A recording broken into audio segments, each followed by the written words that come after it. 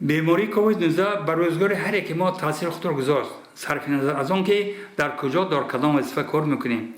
یاد داریم که سرپیاز یعنی چسناک بعد وسوسه آدمان که گویا آن داروی اساسی با مقابله کرونا ویروس است نرخش کاهیده شد و بیشتر خریداران زمینی باقی ماندند.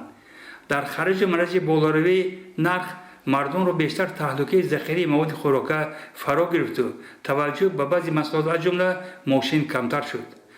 همین عامل سبب شد که امروز در بازار فروش ماشین شهر پنجکین مردم با بعضی مشکلات روبرو شده نقلات خود را با نرخ موافق فروختن نمیتوانند.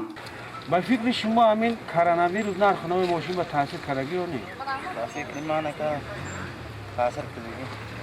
سال پیش همین ماشین تو نرخش چند سون حاضر چند سون؟ پیش همین ماشین خودم 25000 روپیه گرفتگی. باید 3 ماه 4 ماه تایم میکنم. یگان خریدم نیست. حال چند کروسن؟ روزی هر 15 کروسن 16 کروسن. روزی با بازار ماشین شهر پنجکین آمدن اینجا گویا زمین کفیده بود و ماشین برآمده. نواسته به این بحث خریدار و فروشنده نقلات جوش میزد.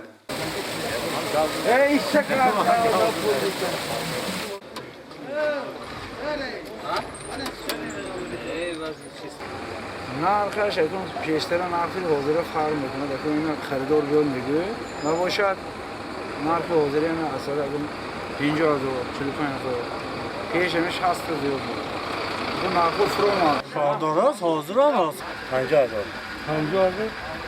کیما نمی تا صبر میشه بازار چند کرده هر خیلی 42 هم خیلی شیفا منم باشه شما همین کرونا ویروس نرخ نوع ماشین به تاثیر کردگی اون کردگی پیش خودتون چند گرفته بده 40 گرفته بده او 35 کروسن 35 کروسن در جریان شناسایی پی بردیم که سال استحصال بسیار ماشین‌ها کهنه و ماشین‌های برآوردشان سال‌های 2019-2020 کم و نرخشان هم دندانشکن است.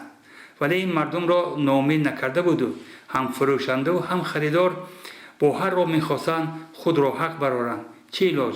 بازار همین است و آن شعار خود را دارد، یعنی که بردارد زن کن نبردارد کم.